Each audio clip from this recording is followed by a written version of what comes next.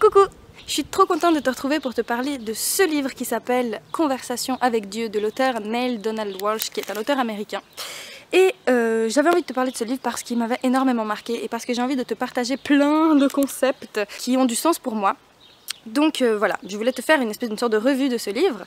Donc je vais t'en parler dans un premier temps de manière très superficielle si tu as envie de le lire par toi-même. Et ensuite, je vais moi essayer de te développer quelques points, pas tous parce qu'il y en a vraiment beaucoup, du livre que j'ai envie de retenir et que j'ai pas envie d'oublier. Merci, ça veut dire la même chose. Je pense que de toute façon, même si tu regardes cette vidéo en entier, tu pourras lire le livre parce qu'il y a tellement d'informations, il y a tellement de choses que je vais pas dire que de toute façon ça va te plaire de le lire malgré avoir vu ma vidéo. Par contre elle va être super longue et je sais pas si elle va être en plusieurs parties ou pas. Bref, je me tais. De quoi parle ce livre? C'est l'histoire d'un mec qui... J'ai raté quand même. C'est l'histoire d'un mec qui... Mais putain, encore une fois. Bref, c'est l'histoire d'un mec qui a une conversation avec Dieu.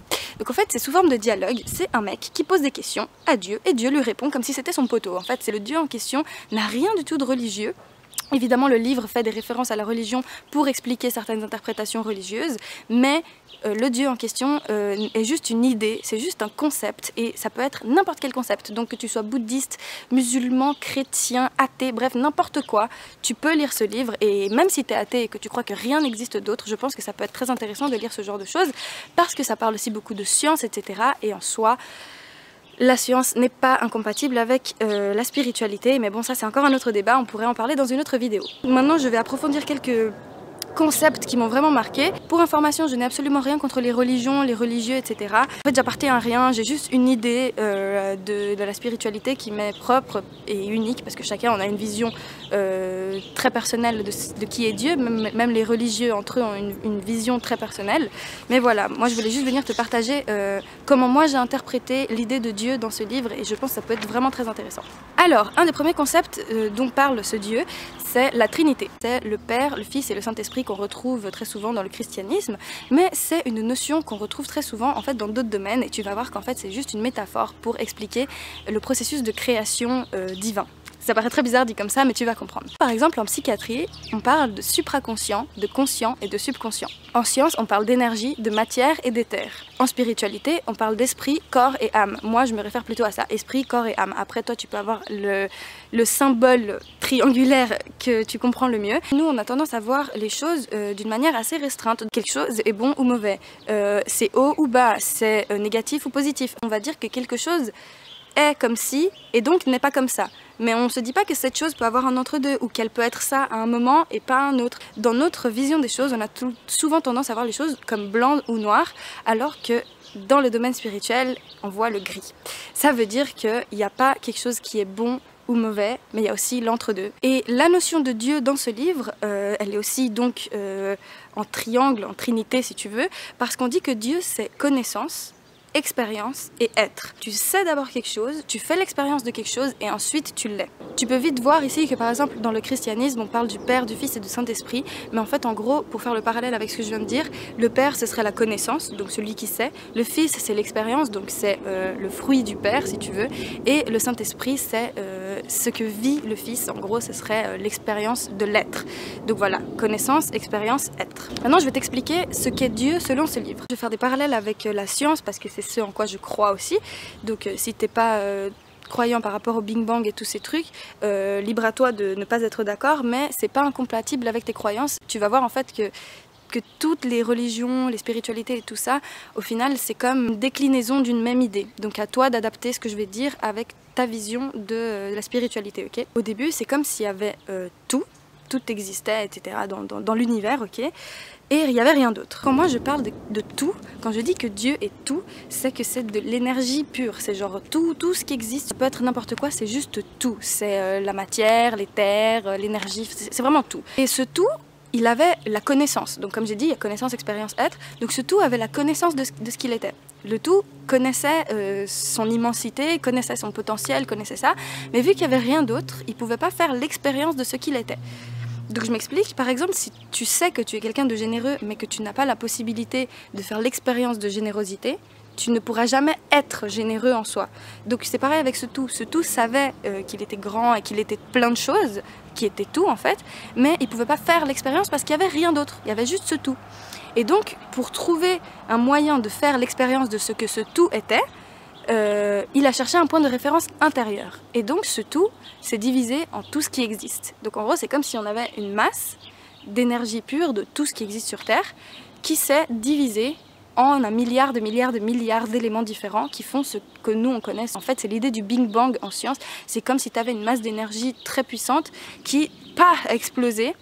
Et spirituellement, cette idée veut que ça s'est passé pour que ce tout puisse faire l'expérience de ce qu'il était à travers toute la palette de ce qu'il a créé. Donc voilà, ce tout a cherché un point de référence intérieur, donc après tu l'appelles Big Bang, tu l'appelles création du monde, tu l'appelles comme tu veux, mais c'est ça l'idée, c'est le fait de vouloir avoir un point de référence. Le fait d'avoir trouvé ce point de référence intérieur, c'est la création de la relativité, mais ça on va encore y revenir après. En fait, à partir du moment où ce tout a comme explosé pour pouvoir faire l'expérience de lui-même à travers lui-même, en fait sous plusieurs aspects, il y a eu 3 éléments qui ont existé en même temps. Ce qui est ici, ce qui est là, ce qui est entre les deux. Ça veut dire que ce tout pouvait s'expérimenter à travers tous les états possibles et imaginables en rapport avec tout ce qu'il avait créé de par lui-même. Et c'est ça qu'on appelle la création de la relativité parce qu'on dit que le plus grand cadeau que Dieu ait pu faire, c'est la relativité, c'est la relation, c'est le fait de pouvoir se mettre en relation. Donc je résume, c'est comme si tu avais un immense bloc de plein de Lego et que tout d'un coup, pour que chaque Lego puisse faire l'expérience de ce qu'il était, il a fallu trouver un point de référence intérieur. Donc ce bloc de Lego, paf, s'est divisé en plein de Lego différents pour que chaque Lego puisse avoir des relations avec les autres et comprendre qu'est-ce qu'il était vraiment. Je suis désolée, j'ai pas trouvé de meilleure solution que le Lego comme métaphore, mais voilà. Je vais te lire un extrait du livre pour illustrer ces propos-là. Alors, Dieu savait que pour que l'amour existe et se connaisse en tant qu'amour pur, son contraire exact devait exister lui aussi. Alors Dieu créa volontairement la grande polarité, le contraire absolu de l'amour, tout ce que l'amour n'est pas, ce qu'on l'appelle à présent la peur. Dès que la peur se mit à exister, l'amour put exister comme une chose dont on pouvait faire l'expérience. C'est cette création de la dualité entre l'amour et son contraire que les humains appellent, dans leurs diverses mythologies, la naissance du mal, la chute d'Adam, la rébellion de Satan et ainsi de suite. Tout comme vous avez choisi de personnifier l'amour pur en créant le personnage que vous appelez Dieu, vous avez choisi de personnifier la peur en créant le personnage que vous appelez Diable. Pour l'humanité, cette mythologie a été la première tentative de comprendre et de dire à d'autres d'une façon qu'ils pouvaient comprendre un événement cosmique dont l'âme humaine est profondément consciente, mais que votre mental peut à peine concevoir. En faisant de l'univers une version divisée de lui-même, Dieu a tiré à partir d'une énergie pure tout ce qui existe à présent, le visible et l'invisible. Autrement dit, c'est ainsi que fut créé non seulement l'univers physique, mais aussi l'univers métaphysique. C'est ce qu'entendent tes religions lorsqu'elles disent que tu as été créé à l'image et à la ressemblance de Dieu. Cela ne veut pas dire, comme certains l'ont affirmé, que nos corps physiques se ressemblent. Cela veut dire que notre essence est la même. Nous sommes composés de la même étoffe. Nous sommes la même étoffe, avec toutes les mêmes propriétés et capacités, y compris la capacité de créer de la réalité physique avec rien du tout. Mon but en te créant, ma progéniture spirituelle, était de me connaître en tant que Dieu. Je ne peux le faire qu'à travers toi. Ainsi, on pourra dire, on te l'a bien dit des fois, que mon dessein, en ce qui te concerne, est que tu te connaisses en tant que moi. Cela semble si étonnamment simple, mais cela devient très complexe car il n'y a qu'une façon pour toi de te connaître en tant que moi, c'est que tu te connaisses d'abord en tant qu'autre chose que moi. Donc pour résumer, c'est Dieu qui explique au mec que la raison de pourquoi est-ce qu'il a fait cette espèce d'explosion, c'est pour que Dieu puisse faire l'expérience de lui-même à travers toi. En fait, si tu veux, l'idée de Dieu, elle se trouve partout, dans tout ce qui existe, dans le bon, dans le mauvais, dans le haut, dans le bas, dans tout ce que tu veux, dans tout ce qui est entre les deux, dans tout ce que tu vois, dans tout ce que tu ne vois pas. En gros, ça veut dire que tu peux pas faire l'expérience de ce que tu es vraiment avant d'avoir connu ce que tu n'es pas. Pour reprendre l'exemple de la générosité, tu peux savoir que tu es généreux, mais tu dois faire l'expérience de générosité pour l'être. Mais avant de savoir que tu es généreux, il faut que tu ne le sois pas pour comprendre qu'en fait tu l'es. Donc c'est le principe de faire des erreurs, entre guillemets, dans la vie, c'est qu'il faut d'abord faire des erreurs, il faut d'abord être ce qu'on ne veut pas être ou ce qu'on n'est tout simplement pas, pour ensuite comprendre ce qu'on est vraiment. Donc il faut être passé par plein d'étapes, des états dont on a honte, etc., machin, pour comprendre qui est-ce qu'on est vraiment au fond de nous. D'où l'intérêt d'avoir cette relation justement avec Dieu qui en fait n'est pas une personne externe à toi mais en fait c'est juste toi et il se trouve partout. Ton âme cherche à faire l'expérience de Dieu. C'est pour ça que dans ta vie, après peut-être que tu ne le fais pas, mais tôt ou tard il y a un moment où tu as envie d'aller bien, tu as envie d'être vraiment qui tu es, tu as envie de ressentir l'amour, etc. Ce serait chercher l'expérience d'être Dieu en fait. Je sais que ça a l'air pas du tout modeste dit comme ça, mais je te promets que plus tard dans la vidéo, tu comprendras en fait cette idée que tu es Dieu et que tu peux avoir un pouvoir aussi fort que créateur, que puissant, que magnifique, etc. Et il n'y a rien de blasphématoire à ça, j'y reviendrai. Il n'y a aucun moyen de ne pas être qui tu es vraiment au fond de toi. En ayant une existence terrestre, tu t'es arrangé pour oublier qui tu es vraiment, pour pouvoir faire les choix d'être qui tu es. Parce que si tu savais déjà qui tu étais dès ta naissance, etc., ou dès ton existence sur Terre, ça n'aurait aucun intérêt. Il faudrait que tu puisses faire le choix de dire, ok, maintenant je vais devenir cette personne, je veux être ça, je veux faire ça pour pouvoir m'épanouir pleinement. Et c'est de là que vient la notion de libre arbitre, la notion de se dire on peut faire ce qu'on veut et on a le choix ou pas de faire cette expérience. Vu que c'est inévitable de ne pas être ce que tu es vraiment, tu t'es arrangé pour l'oublier. Et ça rejoint une idée philosophique platonicienne. Je sais pas si tu as fait Platon en philosophie, mais en gros, Platon avait une idée comme quoi, en fait, il y avait un monde supérieur dans lequel on savait tout, et que quand on mourait, on savait ses idées, et qu'après, quand on revenait sur Terre, on oubliait tout ce qu'on savait et on devait s'en rappeler. Là, il dit pas du tout que Platon a raison ou tort, c'est juste que c'est pour faire la référence, dans le sens où, en gros, ton âme, elle apprend rien sur Terre. Elle sait déjà, au fond, qu'est-ce qu'elle est. Elle va juste chercher à se souvenir vraiment de ce qu'elle est. C'est ça qu'on appelle l'éveil en spiritualité. Ça veut dire le moment où tu te rends compte, où tu te rappelles de qui tu es vraiment et où tu vas faire l'expérience de l'être, parce que c'est ce qui va orchestrer toute ta vie en fait. Où tu vas changer tes habitudes, changer ton métier, changer tes potes, enfin bref, changer absolument tout ce qu'il y a autour de toi parce que tu veux être en lien avec ce qui est profondément en toi. Automatiquement, tu auras la volonté de faire en sorte que les autres connaissent cet état en fait.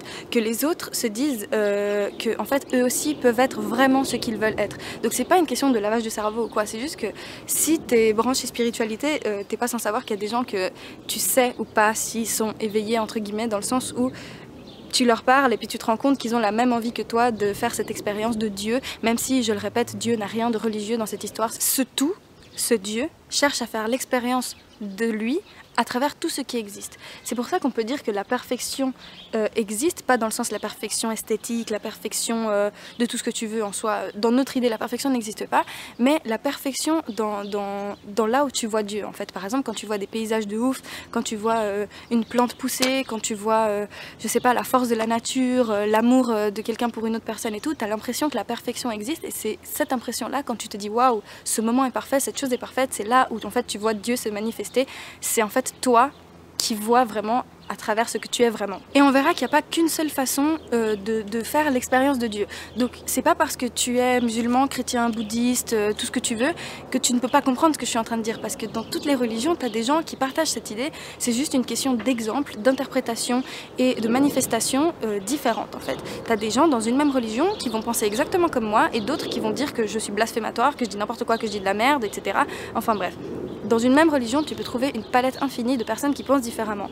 Donc c'est pas du tout incompatible, c'est juste à toi de le retranscrire comment dans ta vision des choses, cela a du sens. Jésus, Mahomet, Bouddha, ils n'étaient que des messagers en fait.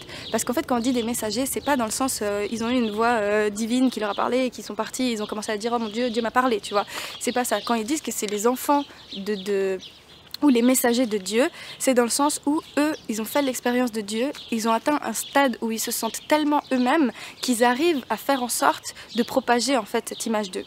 Donc le mec demande pourquoi est-ce que ces gens-là ont été mal vus, etc. Et Dieu lui répond, il s'oppose à toute idée de toi qui me nierait. Par exemple, ces gens-là qu'on dit être des guides spirituels, des prophètes et tout ce que tu veux, dans leur temps, se sont opposés à toute idée des personnes en face d'eux qui nieraient l'existence de leur Dieu intérieur. Mais évidemment, les interprétations, les exemples font que les personnes y trouvaient quelque chose peut-être de blasphématoire ou n'étaient pas d'accord avec ça. Enfin bref, il y a des raisons XY qui ont fait que ils interprétaient mal le message voulu en fait. Il y a plein de gens qui nient le fait que Dieu peut être en eux. Et même pas que Dieu peut être en eux, qu'ils sont carrément une manifestation de Dieu et que Dieu se manifeste partout. Donc ça crée forcément des conflits quand t'as un mec qui débarque et qui te fait dire oui mais en fait tu sais, toi aussi tu es un enfant de Dieu, toi aussi tu es Dieu au fond de toi, etc. etc. Donc tu imagines bien le bordel que ça doit faire. Donc le mec va demander mais alors pourquoi on nierait Dieu?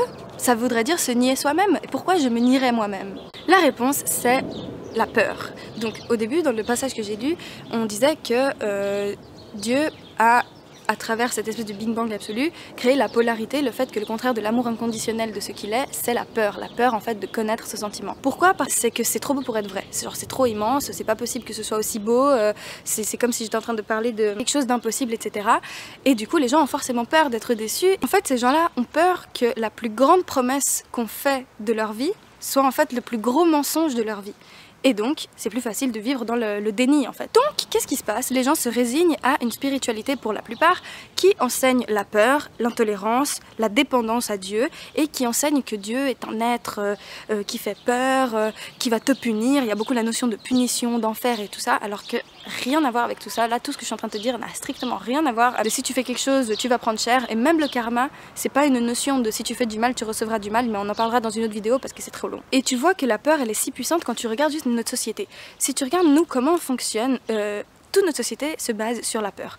Tu regardes le journal, tu regardes la télé, tu lis les trucs sur internet, c'est tout basé souvent sur la peur. C'est attention, il peut vous arriver ça, faites ça sinon il va vous arriver ça, ayez peur d'un tel groupe parce que regardez ce qu'ils ont déjà fait à un autre, etc., etc. Tout est basé sur la peur. Pourquoi? Parce que c'est beaucoup plus simple de gérer, plutôt manipuler, un groupe de personnes qui a peur de nous.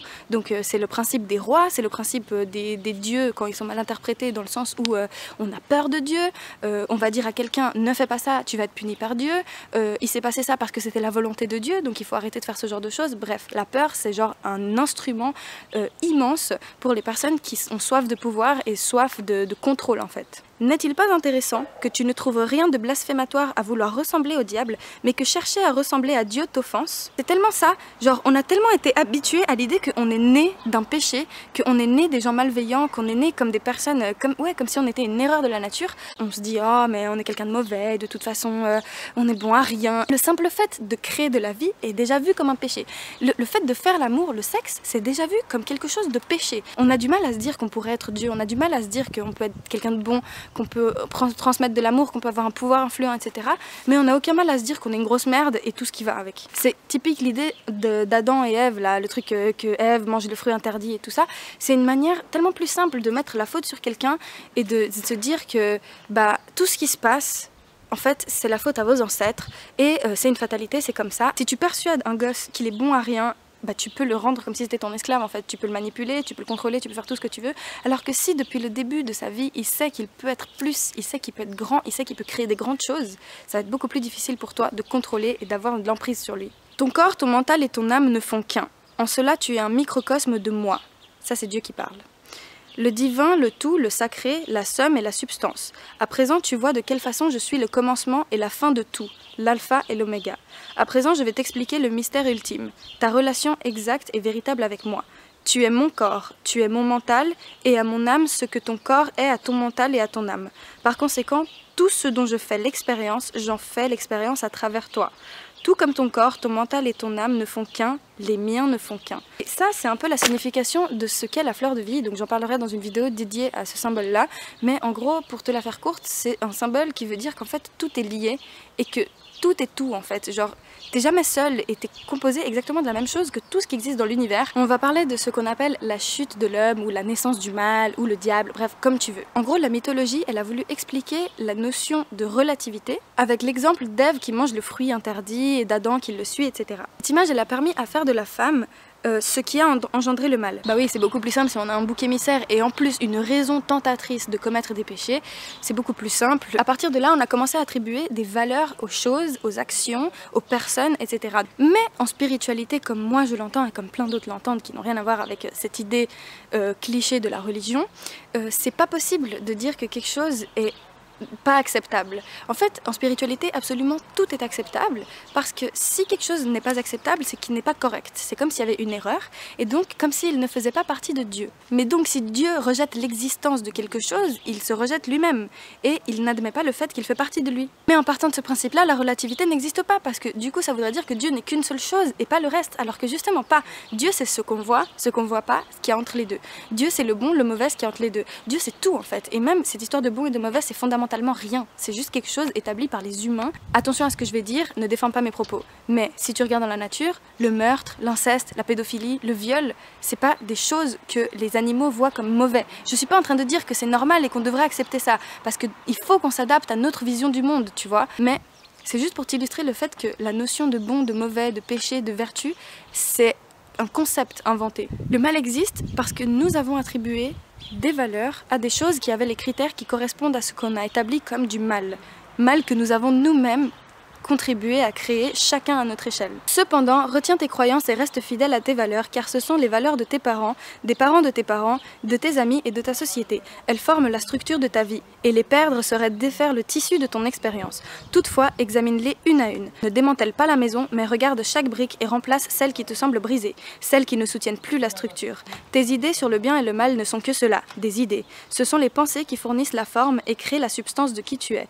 Il n'y a qu'une raison de les changer, de les retoucher, dans le seul cas où tu ne serais pas content de qui tu es. Toi seul peux savoir si tu es heureux. Toi seul peux dire de ta vie, c'est ma création en laquelle j'ai mis toute ma complaisance. Si tes valeurs te servent, retiens-les, mets-les de l'avant. Lutte pour les défendre, mais cherche à lutter d'une façon qui ne nuise à personne. Il n'est pas nécessaire de blesser pour guérir. Et tu vois qu'il y a une croyance qui ne te fait plus avancer, qui ne correspond plus à qui tu es vraiment, à ce que tu veux vraiment vivre, alors change cette brique et remplace-la par une autre pensée. On va voir plus tard comment faire. À nouveau, c'est Dieu qui parle. Vous avez couvert le sexe de honte, tout comme vous avez couvert la vie de honte. Avant d'objecter que vous n'avez pas couvert la vie de honte, regardez vos attitudes collectives à son égard. Les 4/5 de la population du monde considèrent la vie comme une épreuve, un tourment, une période d'épreuve, une dette karmique qu'il faut rembourser, une école où il faut apprendre de dures leçons et en général une expérience à endurer pendant qu'on attend la vraie joie qui vient après la mort. Il est vraiment honteux que tant d'entre vous pensent ainsi. Pas étonnant que vous ayez collé la honte à l'acte même qui crée la vie. Maintenant, je vais te parler du but de l'âme et de en quoi est-ce que ce but a un sens. L'âme cherche à faire l'expérience de ce qu'elle est dans son idée la plus élevée de ce qu'elle est. En gros, Dieu. En gros, tu cherches à faire l'expérience d'être un Dieu. Ton esprit, ton corps, ton âme, en fait, ne font qu'un. Et non seulement entre ces trois choses, mais en fait, ça fait un avec absolument tout ce qui existe, comme je t'ai dit. Les atomes qui composent ton corps, ton environnement, tes objets, ne sont pas créés par magie. Ils viennent d'un autre vécu, d'un autre objet, d'une autre entité qui était aussi composée atomiquement de la même chose. Rien ne se perd, rien ne se crée, tout se transforme. Peut-être que dans mon corps j'ai des atomes de Christophe Colomb, d'une vache, d'un cube en métal, enfin bref, je sais pas. Quand tu regardes de quoi est composé ton corps, tu as du fer, du cuivre, de l'or, de l'oxygène, de l'hydrogène, du carbone, et tous ces trucs se retrouvent absolument partout, même dans les autres planètes, même dans l'air, enfin bref, partout. Comme je te l'ai déjà dit, l'âme cherche à se rappeler de ce qu'elle est et non d'apprendre ce qu'elle est, parce qu'au final elle le sait. Tu sais qu'est-ce qu'il faut faire pour être le plus épanoui possible. Tu sais ce qu'il faut faire et tu sais comment il faut le faire. Mais c'est juste que c'est difficile de se mettre dans la tête l'idée qu'on peut vraiment l'être. On n'a pas le petit déclic qui nous dit en fait je vais devenir ce que je veux vraiment être. C'est difficile et tout le monde le sait. Cette chose qu'on appelle l'éveil spirituel, c'est le moment où on comprend et qu'on veut continuer toute notre vie à être ce qu'on est vraiment au fond de nous. C'est comprendre le potentiel immense que tu possèdes et comprendre que tu as un pouvoir créateur autour de toi et que tu es contagieux en fait, que les gens peuvent s'inspirer de toi. C'est ton Dieu qui se manifeste et comprendre le fait que chacune de tes actions, de tes pensées, de tes paroles ont un impact absolument partout.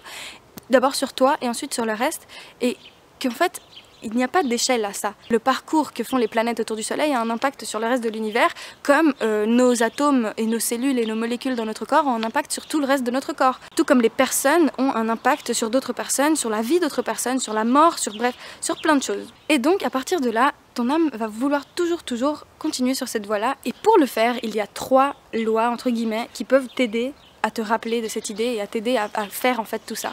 1. La pensée est créative. 2. La peur attire de l'énergie semblable. 3. L'amour est tout. Pourquoi la pensée est créative? Parce que à nouveau on a cette espèce de trinité qu'on retrouve. Tu vas penser quelque chose, donc c'est la connaissance de quelque chose.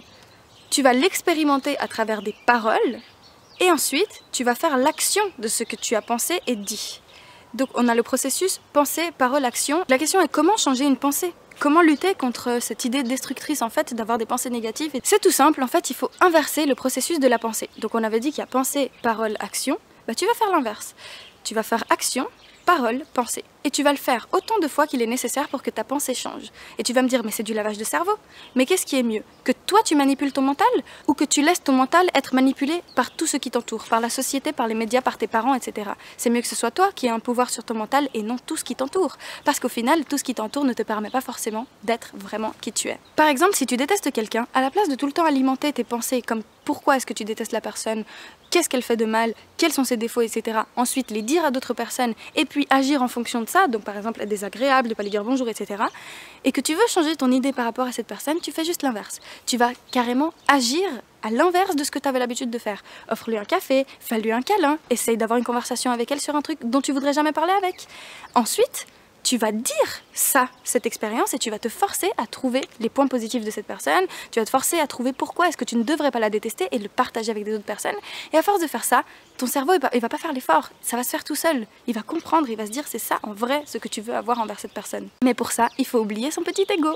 L'ego qui fait bien chier et dont on parlera aussi dans une autre vidéo, sinon on va jamais finir cette vidéo. Grâce à ce processus d'inversion de pensée, parole, action négative, tu vas réussir à faire rire les gens, donner de l'amour autour de toi, créer du bonheur, tisser des liens carrément uniques avec d'autres personnes, avec des animaux, avec des végétaux, j'en sais rien. Non seulement tu vas créer toutes ces bonnes choses autour de toi, tu vas faire l'expérience de Dieu avec les gens autour de toi, les choses autour de toi, mais surtout avec ta propre personne. Tu vas apprendre à t'aimer, tu vas apprendre à te comprendre, tu vas apprendre à te pardonner toi-même, à ne pas avoir honte de ce que tu fais, à assumer ce que tu fais, et c'est là où tu vois vraiment que Dieu se manifeste en toi, c'est quand tu t'aimes inconditionnellement. Tu as un pouvoir créateur. Et donc il faut faire en sorte que ce soit un cercle vertueux et non vicieux. Et tu n'as aucune obligation à le faire. C'est ton choix. Si tu veux pas le faire, personne va te lancer la pierre. Comme je t'ai dit, Dieu n'est pas là pour te punir.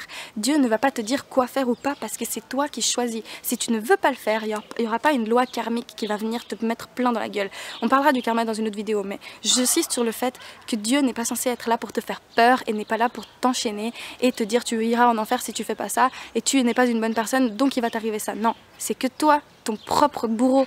Il n'y a que toi qui va te punir et il n'y a que toi qui va pouvoir être en paix avec ton propre être. En fait, avec ta propre conscience. C'est là où on parle de conscience, où on se dit est-ce que je me sens bien par rapport à ce que j'ai fait? Est-ce que je me sens mal? Pourquoi est-ce que je me sens pas bien? Etc. C'est toi en fait qui contrôle ça parce que Dieu en fait c'est toi. S'il n'existait qu'un seul péché sur terre, ce serait de te laisser devenir ce que tu es à cause de l'expérience des autres. Quand on se laisse tellement convaincre que l'expérience des autres c'est la vérité de ce qu'on va vivre, bah on a du mal parce que la première fois qu'on va faire l'expérience en question, on va superposer cette expérience par rapport à ce qu'on pense déjà savoir sur ça. Tu vas pas pouvoir t'empêcher de superposer ta rencontre avec ce que tu savais déjà et donc de trouver forcément des choses qui aillent dans le sens de ce qu'on t'a dit.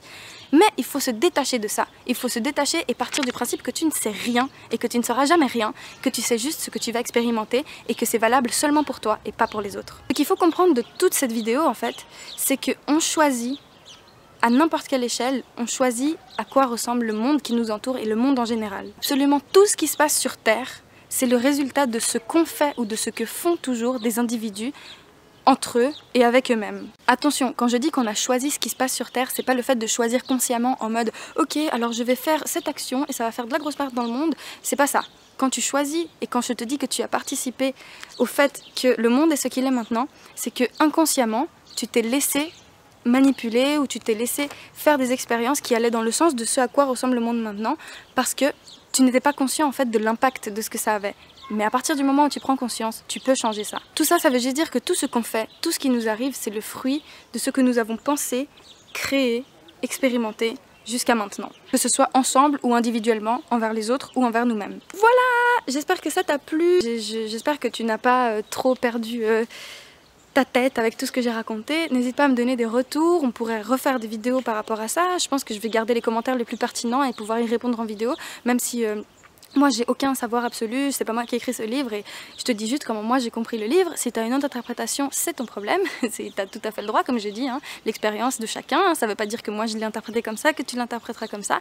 Mais voilà, j'espère que ça aurait pu te servir et que ça pourrait t'aider à comprendre un peu mieux comment je vois les choses, la vie, et d'une manière générale ça puisse t'aider à peut-être ouvrir les yeux sur certaines choses qui t'entourent. Je vais te laisser parce que maintenant il faut que j'aille travailler et je te revois bientôt. Bisous!